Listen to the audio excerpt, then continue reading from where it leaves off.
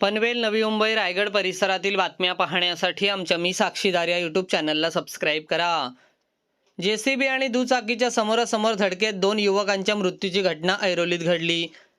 दोघेही दुचाकीवरून जात असताना चौकात समोरून येणाऱ्या जेसीबीला धडक लागल्याने हा अपघात झाला. या प्रकरणी रबाळे पोलीस ठाण्यात गुन्हा दाखल करण्यात आला. सेक्टर 14 येथील चौकात शुक्रवारी सकाळी 10:30च्या सुमारास हा अपघात झाला. येथे राहणारा हर्षद सावर्डेकर आणि दिग्विजय दिंडे हे दोघेजण दुचाकीवरून जात होते. चौकात वळण घेत असलेल्या जेसीबीला त्यांची धडक बसली. यात दोघांचा मृत्यू झाला. जेसीबी चालक हनुमंत शिंदे याच्यावर रबाळे पोलीस ठाण्यात गुन्हा दाखल करण्यात आला. या अपघाताची माहिती मिळताच पोलिसांनी घटनास्थळी धाव घेऊन परिस्थिती हाताळली.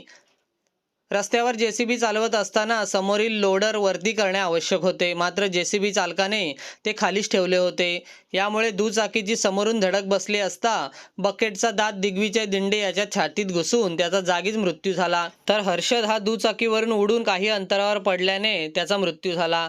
जेसीबीचे लोडर वर असते तर अपघाताची तीव्रता कमी होऊन प्राण वाचू शकले असते, असे काहींनी सांगितले. या प्रकरणी रबाळे पोलीस ठाण्यात गुन्हा दाखल करण्यात आला असून पोलीस अधिक तपास करत आहेत.